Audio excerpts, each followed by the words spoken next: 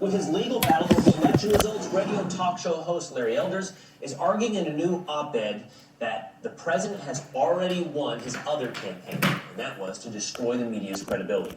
He writes, quote, 4 more years, major media, along with their Democrat comrades, band together to bring down Trump. They appear to have succeeded, but as to Trump's campaign to expose the media's blatant, often vicious anti-Republican bias, so that much of America will never again trust it, Trump won.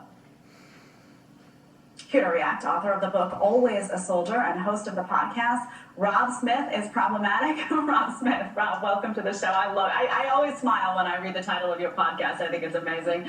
So what's your reaction to that op-ed by Larry Elder that we began the show with? Yeah, well, number one, Larry Elder is an absolute legend, and he's absolutely right. Literally, for the past 4 years, we have seen the mainstream media lie about President Trump. We have seen them cover up the good things that were happening, and we've seen so much stuff. Look, we got Russian collusion, delusion. We had the Very Fine People smear, so that lie that President Trump said that Nazis and white supremacists are, quote, very fine people, one of the biggest whoppers in American political history, and the list goes on and on and on. And one of President Trump's many legacies, I think, is that he completely exposed the mainstream media. And the thing about it is, you don't even need to be a Republican to see this. You just need to be somebody that has a brain and engages in critical thinking. It happened so often that it became so obvious, and people know that the mainstream media will try to destroy Republicans or Republican candidates all the time, so we don't trust them. So interesting, Rob. Me and Pete have had this conversation off camera a couple of times. Did President Trump create this insanity or expose it? I agree with you 100%. He exposed it. For anybody that's been in media for quite some time, you know that this kind of sentiment existed before President Trump. He just sort of shocked everybody out of their masks, right? They essentially took it off for President Trump.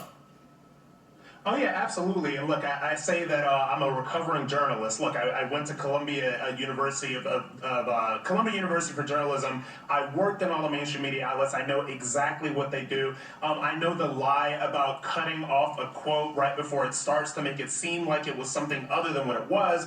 I know about deliberately tweeting things that are mistruths. This is what they do, and I don't think that people were as aware of it before as they were during this entire Trump administration. I am somebody that personally got red-pilled, and by red-pilled I mean became conservative, became Republican-leaning during this administration, because it's so obvious that if you're a thinking person with a brain, you can't unsee it. Mm-hmm. So true, Rob. Speaking of thinking people with brains, if you look at Facebook or social media, you realize the level of bias and censorship there as well. It's off the charts. But this most recent development from Facebook, I got to get your explanation for it. So Facebook has said it's going to treat hate speech against whites, men, and Americans as low priority. So those are low priority hate speech for them. Here's the statement. We know that hate speech targeted towards underrepresented groups can be the most harmful, which is why we have focused our technology on finding the hate speech that users and experts tell us is the most serious. So now Facebook is in the business of saying certain hate speech really serious, but if you want to hate in the other direction, we're going to look the other way. Look, I think that what it says is obviously to Facebook and a lot of the social media platforms, all hate speech is not created equal. I kind of understand where they're coming from, but at this point, it really does just reflect the kind of far left priorities that a lot of these social media companies have. For example, it's even if you can say, something bad about a black person, it's bad, but if you talk badly about black conservatives, then nobody cares. It's just, the same thing happened with Candace Owens the other day when Noah Cyrus basically had a racial slur against her and nobody cared.